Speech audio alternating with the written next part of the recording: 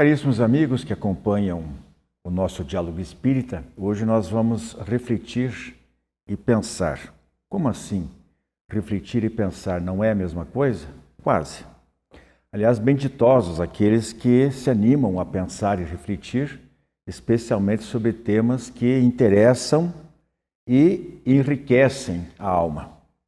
Mas, na verdade, eu estou aqui me referindo aos nomes dos quadros que nós vamos apresentar hoje, que vocês já conhecem. Primeiro, reflexões de A a Z, debatendo sobre fascinação, fenômeno e filosofia. E depois, no Pensar, Aprender e Viver, nós analisaremos dois aforismos. O primeiro do Espírito de Emmanuel e o segundo daquele que foi um dos principais, ou melhor, dos mais importantes presidentes dos Estados Unidos da América. Estamos falando de Abraham Lincoln. O Diálogo Espírita está no ar.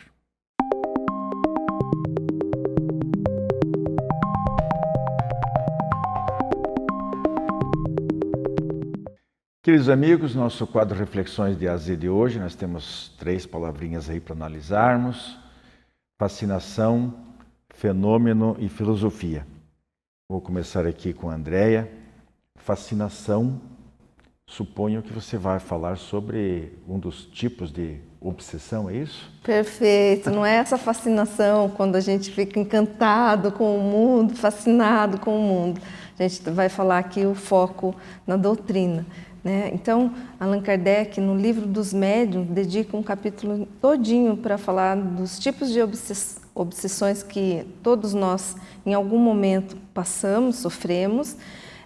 Entre elas, 3 importantes, que é a obsessão simples, quando a gente sofre a influência de um espírito, e pode ser uma influência tanto positiva ou negativa, e em geral o indivíduo sabe que está sofrendo essa influência, ele percebe, mesmo que ele não tenha conhecimento, ele sente a energia, né? E pode cair em algum complicador, alguma dificuldade. A fascinação é um pouco diferente. A fascinação já é um tipo de obsessão mais complexa. O espírito que está influenciando esse encarnado, ele já tem uma característica ali, ele tem alguns objetivos, ele é um espírito que já é inferiorizado, ele pode ter traços perversos, ele pode fazer isso para prejudicar o encarnado. O encarnado geralmente se deixa levar porque o espírito fala coisas que ele entende como reais, então ele vai caindo em alguns campos, em alguns caminhos ilusórios e pode prejudicá-lo muito. Acontece muito, por exemplo, quando a pessoa fica com o ego muito inflado, ela acredita em coisas que às vezes não é verdade, ela briga com as pessoas, se as pessoas tentarem mostrar que ela está num pensamento iludido ou até num pensamento de delírio. Então, quando nós estamos falando de fascinação, nós estamos falando de um tipo de obsessão mais complexa. E tem um resuminho que pode auxiliar muito, né, feito ali do livro dos Médiuns, desse capítulo, que diz assim: a pessoa fascinada geralmente não percebe o erro, porque ela acredita firmemente que está sendo guiada por um espírito elevado. Às vezes aquele espírito vai inflando o ego do obsediado e ele vai acreditando que aquela pessoa é um espírito elevado e chega a entrar em processo de confusão no seu trabalho, na sua vida familiar e assim por diante. Um outro dado: ela é mais perigosa que a obsessão simples, porque ela anula o senso crítico do envolvido e pode levar a decisões erradas em nome da espiritualidade. O espírito obsessor geralmente elogia e lisonjeia, alimentando o orgulho da vítima, que é o encarnado, para mantê-lo sob o controle. Então, sempre há um objetivo desse espírito que fascina e uma falta aqui de conhecimento e de espiritualidade ou de comportamento moral do obsediado. Geralmente, a via que se pega é a via do ego, né? Aqui a gente abre um parêntese para falar o quanto pessoas que trabalham com a mediunidade precisam se cuidar para não serem fascinados, porque é muito comum médiuns fascinados. Eles se acham melhores do que os outros, acham que a sua mediunidade é superior à das outras pessoas quando estão fascinados. Então, é perigoso. Então, a gente precisa buscar ajuda sempre, elevar o pensamento sempre. Nesse caso aí, geralmente a pessoa fica, como diz ali, né? A pessoa perde o discernimento, ela acredita cegamente naquela informação, por mais esdrúxula que seja aquela recomendação, o conselho ou explicação, né? Então são às vezes espíritos que usam de nomes de grandes vultos, até de Jesus muitas vezes. Daí que uma das recomendações básicas para quem trabalha com mediunidade de que há exceções, mas muito específicas, excepcionalíssimas mesmo, de médiuns que podem trabalhar sozinho com a mediunidade. Os médiuns escreventes, os escritores que trabalham com a psicografia, né? Depois o livro vai passar por avaliação de várias pessoas, nas editoras, tudo. Mas tem que se tomar um cuidado muito grande. O que você recomenda? Que a pessoa trabalhe junto a uma instituição espírita, porque daí há outras pessoas que ajudam a esse controle, a alertar o indivíduo, né? É muito comum, né, André? A gente, ao longo do tempo, a gente viu muito disso aí, da pessoa não aceitar essas observações e elas se afastam, porque o orgulho delas não permite que ela veja o erro, né? Exatamente pelo processo de fascinação. Então, tem que ter bastante cuidado sobre isso aí. Bom, o segundo item aqui com a dona Rose é fenômeno. Nós estamos mais ou menos falando quase a mesma coisa. É verdade, tem tudo a ver, né? A palavra fenômeno tem geralmente duas acepções na linguagem corrente, né?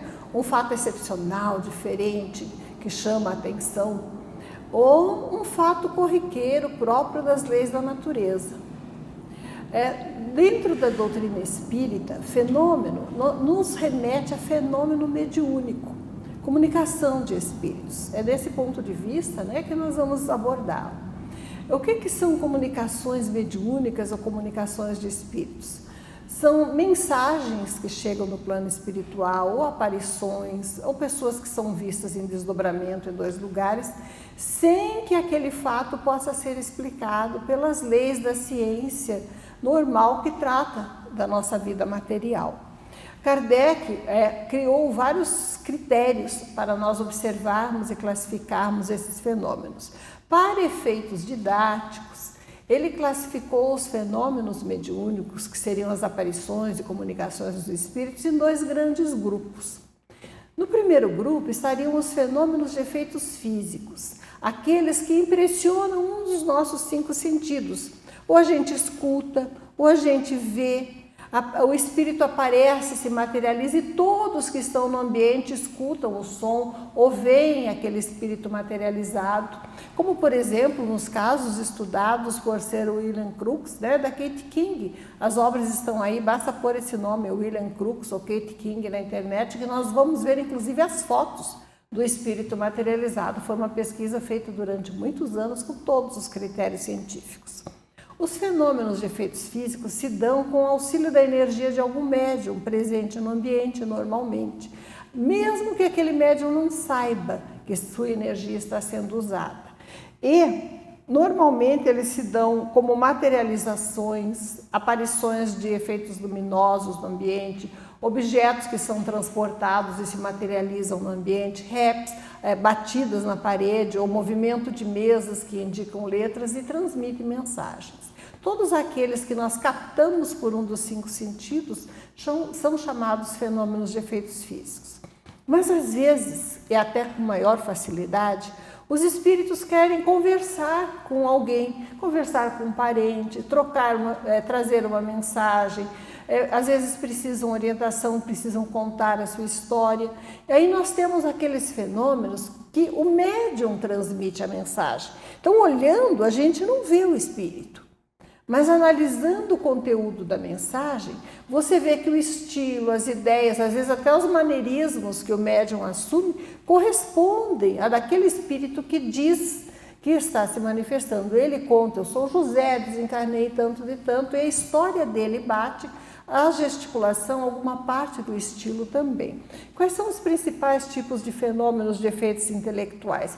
Aquele que a gente percebe que é um espírito se comunicando pela nossa análise racional do conteúdo da mensagem.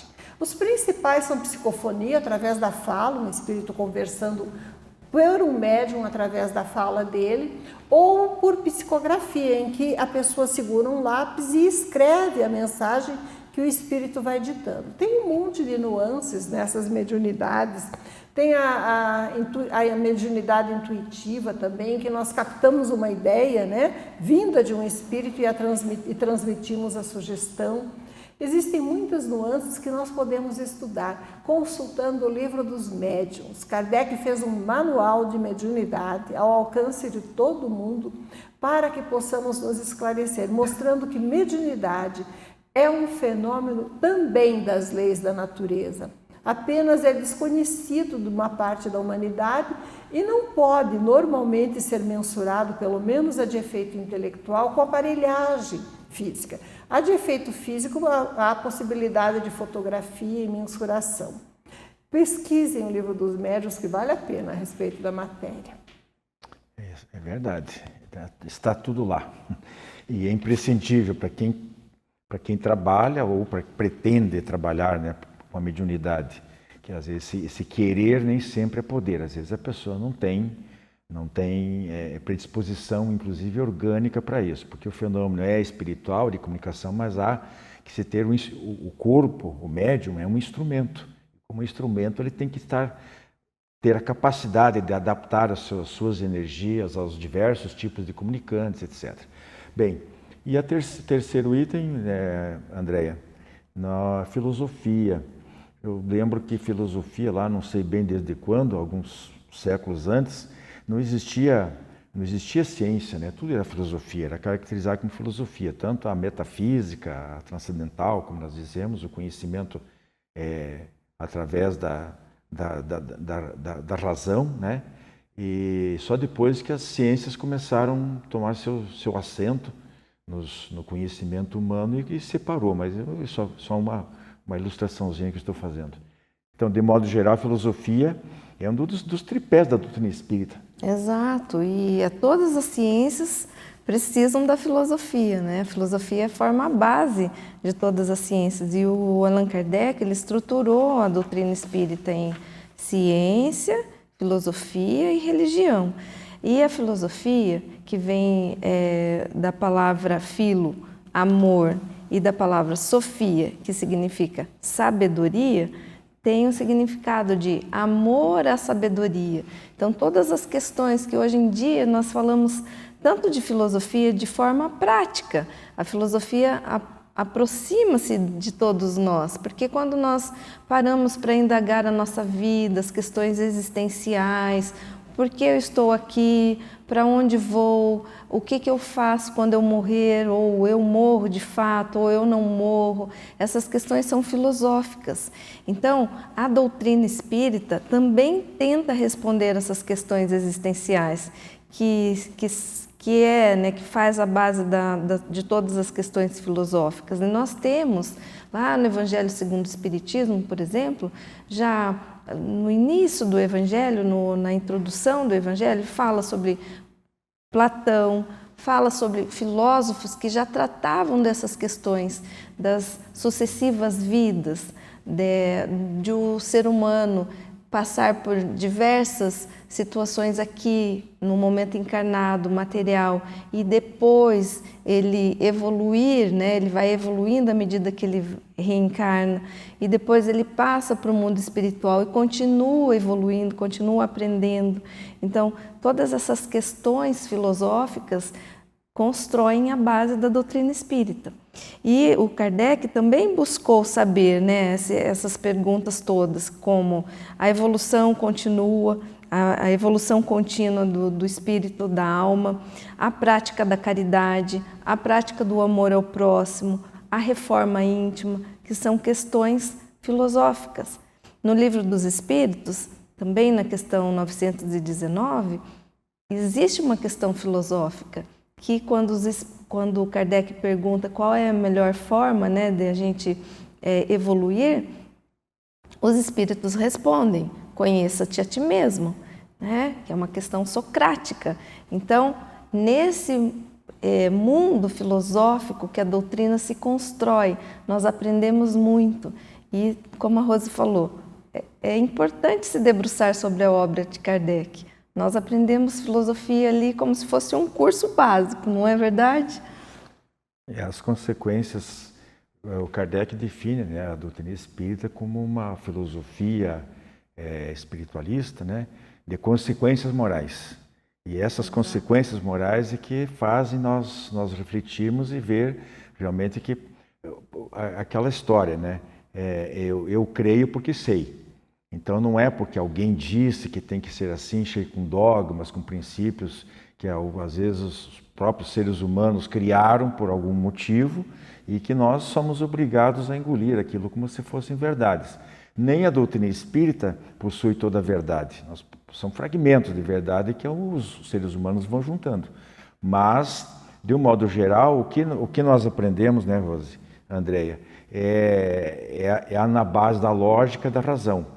Então, tudo aquilo que Kardec foi eminentemente lógico e racional ao formular a doutrina espírita. Você quer fechar com 40 segundinhos? 40 segundos. Bastante, capitão. Dá para falar Vou falar da filosofia espírita.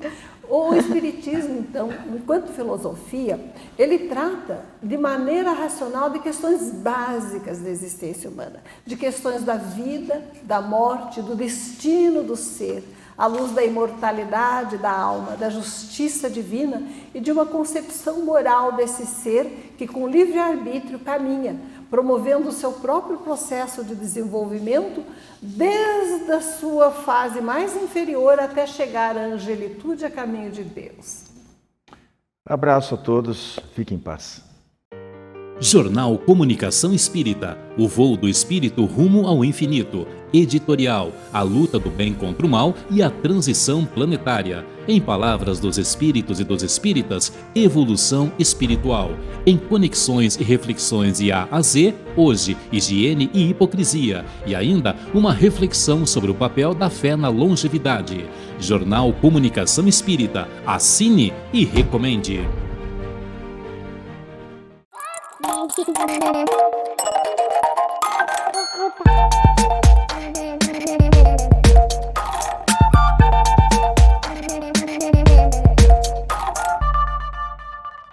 Prezados amigos, nosso quadro Pensar, Aprender e Viver de hoje, vamos ver eu aqui, a Rose Heidmann, dois aforismos, duas daquelas frases assim de bastante efeito que nos reporta justamente a necessidade de refletir um pouquinho, não apenas decorar, mas de ver se a gente aprende alguma coisa, aproveita alguma coisa para nós mesmos e eventualmente aplicar naqueles com os quais nós nos relacionamos, se for o caso.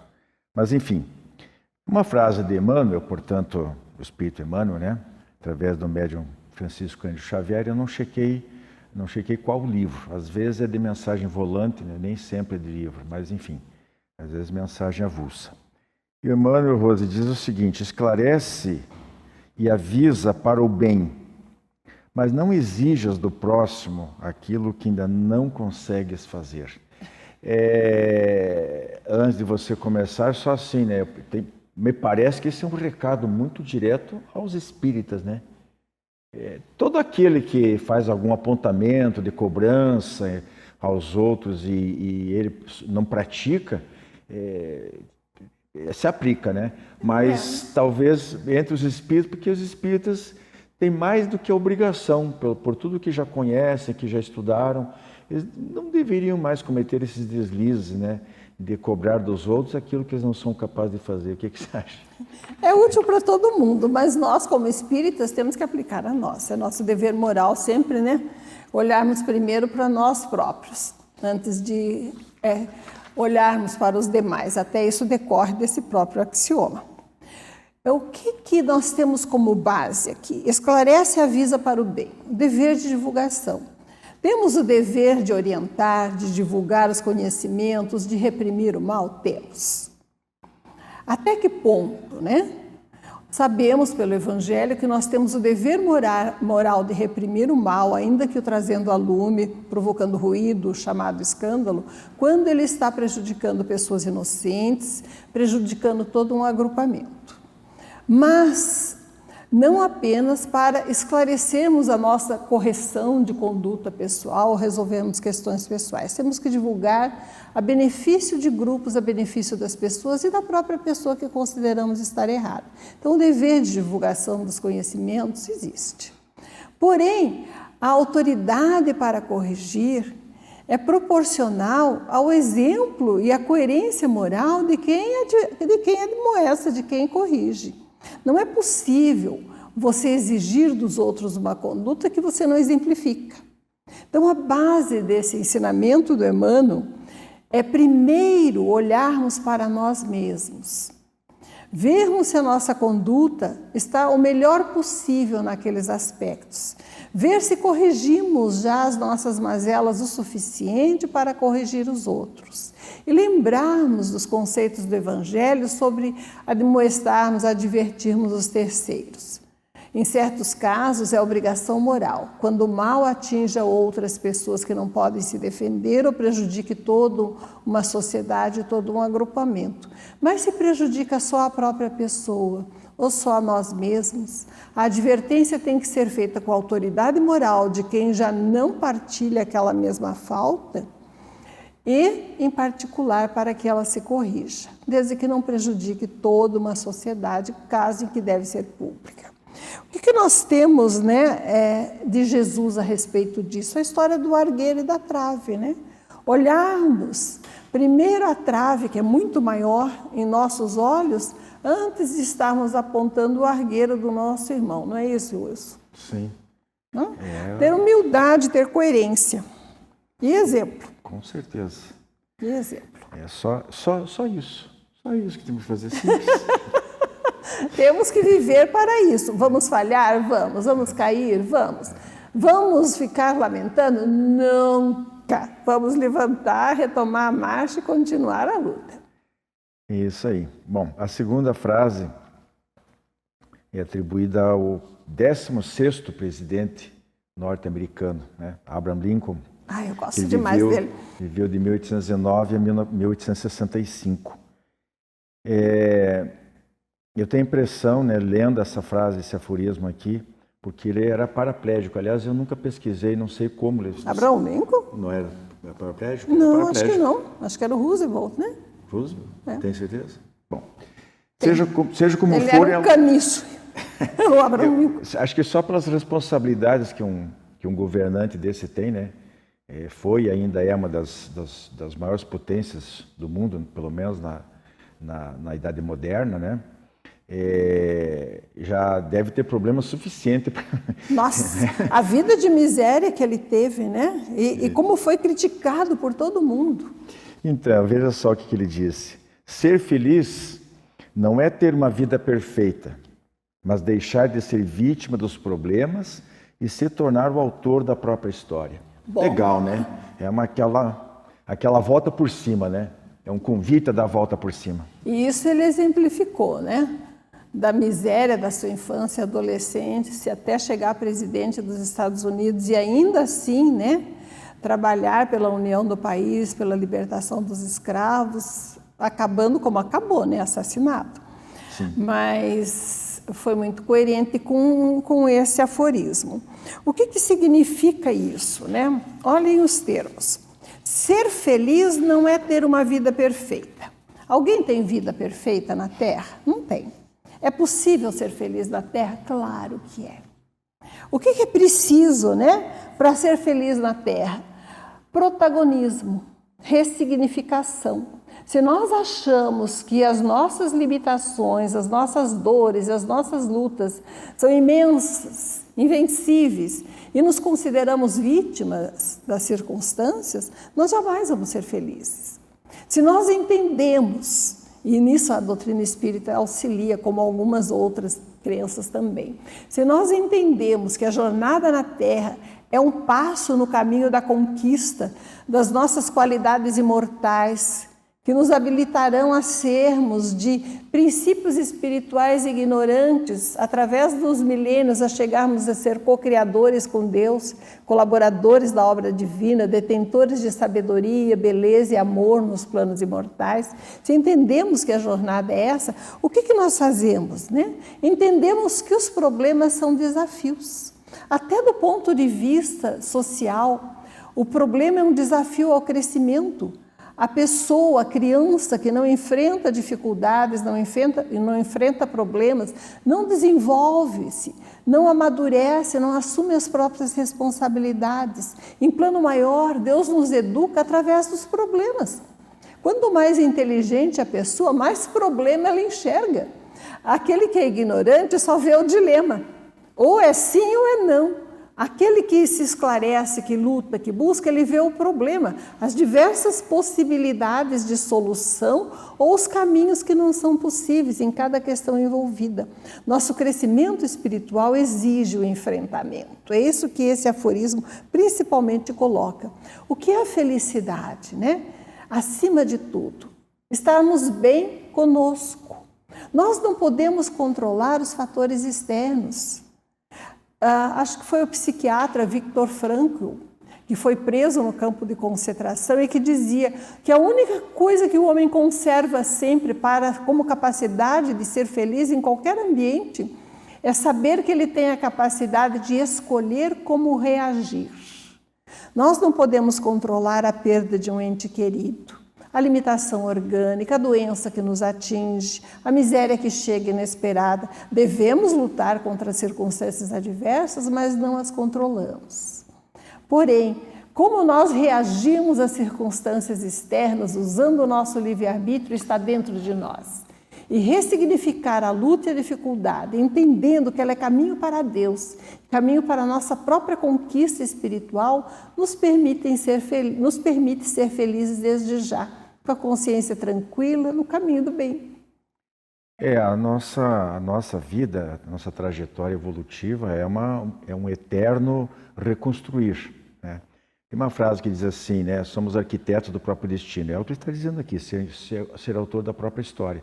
Às vezes, nós não podemos mudar da noite para o dia situações que às vezes vêm já de milênios, né? São atavismos que o espírito traz, condicionamentos, e que ele não pode, não consegue, nem que queira, não tem mecanismos suficientes para mudar isso tão abruptamente. Mas ele pode ir moldando, ele pode ir modificando aos poucos. Por isso que a gente coloca que é um eterno reconstruir.